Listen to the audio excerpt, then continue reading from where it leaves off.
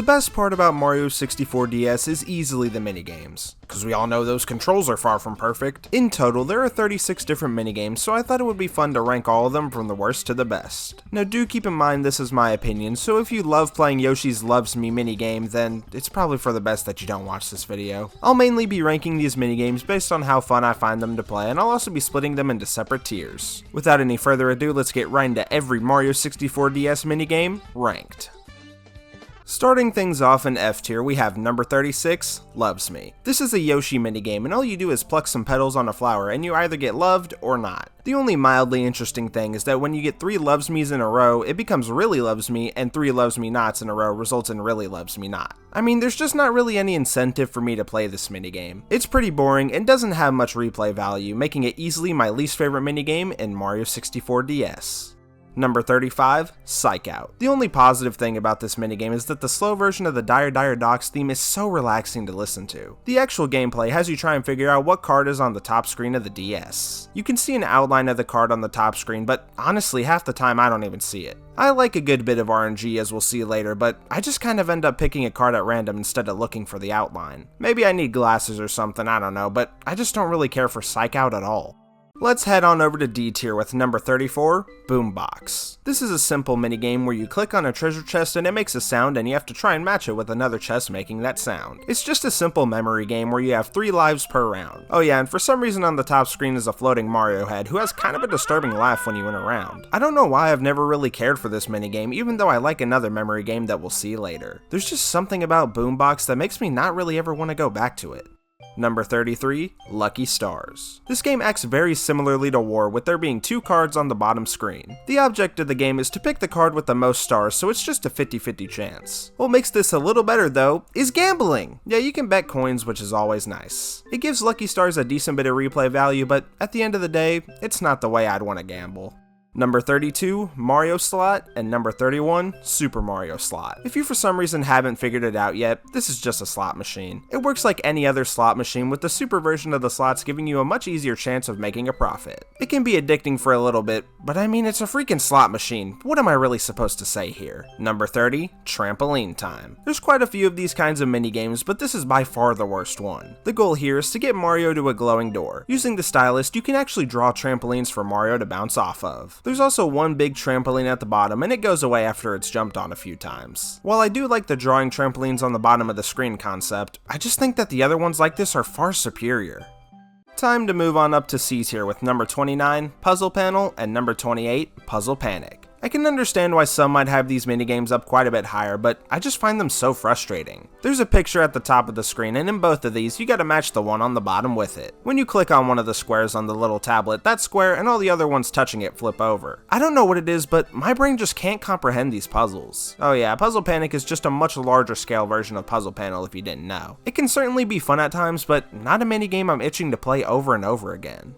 Number 27, Snowball Slalom, and number 26, Giant Snowball Slalom. I think that by now you guys can kind of tell that there's quite a few minigames that are very similar to each other, with this pair being one of them. All you do is roll a snowball down a little obstacle course by flicking the stylus upwards on the bottom screen. Believe it or not, Giant Snowball Slalom is just a harder version of Snowball Slalom. It can be pretty addicting and difficult to try and get to the end of the course without hitting anything. It's just not the most replayable, even though I do like it a decent bit. If maybe there are a few other things at play here, the Snowball Slalom minigames could definitely be placed a bit higher.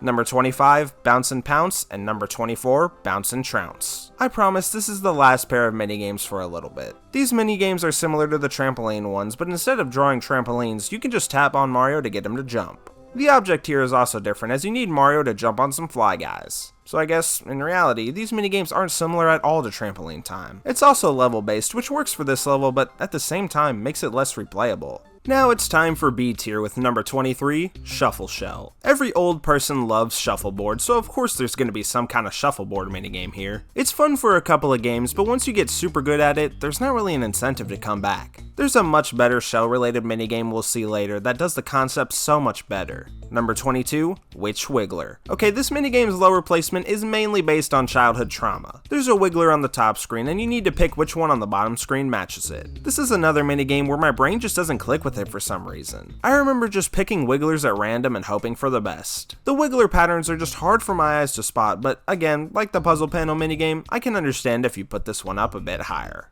Number 21, Mushroom Roulette. Hey, look, more fun gambling! Yeah, this is just roulette where you put some coins on what you think the ball is gonna land on. I always forget that this minigame is here, but like all the gambling minigames, it's very fun. I'm not gonna sit here and play through this one for hours, but I'll definitely play through it a couple of times. And in the great words of Lego Batman, always bet on black. Number 20, Coincentration, and number 19, Intense Coincentration. Wario punches a money bag which sends tons of coins into blocks on the bottom screen. The goal here is to tap on the blocks with coins in it and trying to find all 40 coins. In Intense Coincentration though, there's only 16 coins, which both makes it easier and harder. If you click on a block with no coins, then it's game over. It can be so satisfying once you finally get all the coins, but man is it challenging.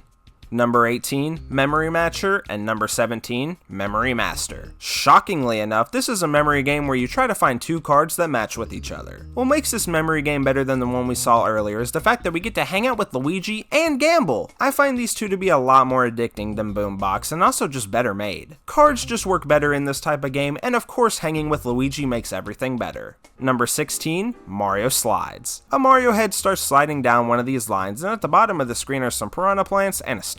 The goal here is to get Mario to the star by drawing lines in between to connect the vertical lines. This minigame is also level based, and in higher levels you'll have to deal with multiple Mario heads. The lines that you draw also stay there for a bit, making you have to think about what you draw. Mario Slides is such a good minigame that uses the features of the DS super well.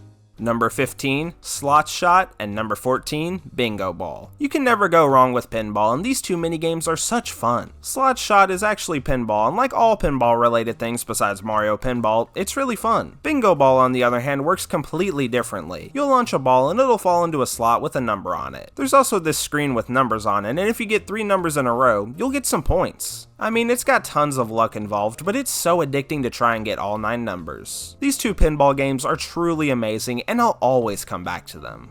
Number 13, Shell Smash. Now this is how you do a minigame with Koopa shells. At first it kinda seems like bowling, but the shells you shoot actually end up staying, and if you hit them, you'll get tons of points. Seeing the shells bounce all over the screen is so satisfying, and the sound effects are too. This isn't necessarily a minigame I'll play over and over again in one session, but I'll definitely play it at least once anytime I go into the minigames section.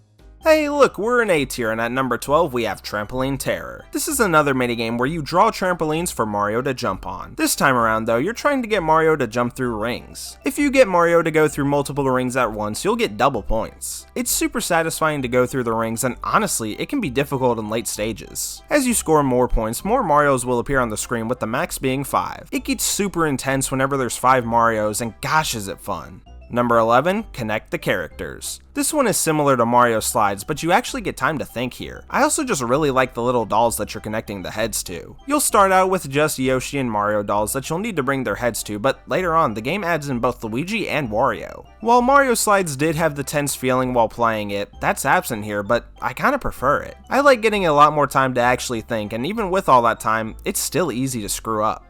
Number 10, Mix-a-Mug. Okay, this minigame is probably up way higher than it should be, but I just love playing it. On the top screen is a face of a character, and on the bottom screen you have to try and recreate it. The mechanics of the minigame work similarly to this one minigame in Super Mario Bros. 3, and it's fun there as well. Wait, did I just say something positive about Mario 3? Wait, no. Please, I swear it's the real me! Number 9, Toxbox Shuffle. This is another one that's probably way too high, but I just love it. There's 3 Tox boxes and a green Yoshi underneath one of them. You'll then, after the boxes have been shuffled, choose the right box with Yoshi underneath. Once you reach level 4, a Cyan Yoshi will be added, giving this another layer of challenge because you never know which Yoshi the game will ask you to find. It's simple, but if you aren't paying full attention, it can be easy to slip up and lose. Number 8, Hide and Boo Seek. This is one of the most tense feeling minigames in this game. On the bottom screen are some boos that float all over the place. After a few seconds, the lights go out and the bottom screen is shrouded in darkness. You'll then only have a few seconds to uncover the boos by wiping the darkness away with the stylus. In later rounds, it's always a close call whether you'll win or lose. This is a phenomenal minigame that gets played every time I venture into the minigames. Number 7, Lakitu Launch. Here you'll use the stylus to shoot spiny shells into 2 containers being carried by some Lakitus. They move all around the place and you have 30 seconds to get as many shells into the containers as possible. This minigame was my favorite as a kid, and looking back at it now, it's still really fun. Number 6, Bomb Squad. This is similar to Lakitu Launch, but I didn't pair them together because they have a decent bit of differences. Instead of slinging spiny shells into containers, this time you're taking out bombs with some cannonballs. You're protecting 4 flowers, and of course if all 4 are destroyed, it's game over. It's a very simple tower defense type minigame, and I just can't help but love it.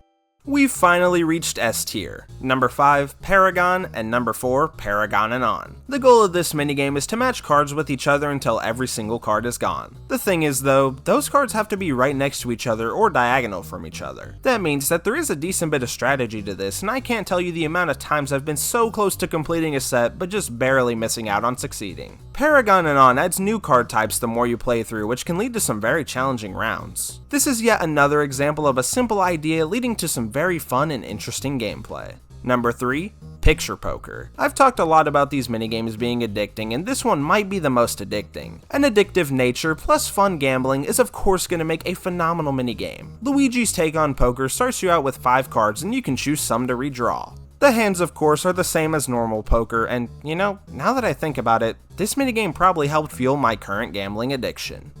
Number 2, Wanted. I think this is probably the most iconic minigame from this selection. At the top of the screen will be a wanted poster, and it's your job to find the person on it. There's some very intricate levels, and sometimes you'll only be able to see the wanted person's eye. The people you have to find are Mario, Luigi, Wario, or Yoshi, and those later levels can be super challenging. There's a reason that Wanted is the most recognizable game from Mario 64 DS. It's both fun and unique with such a memorable piece of music.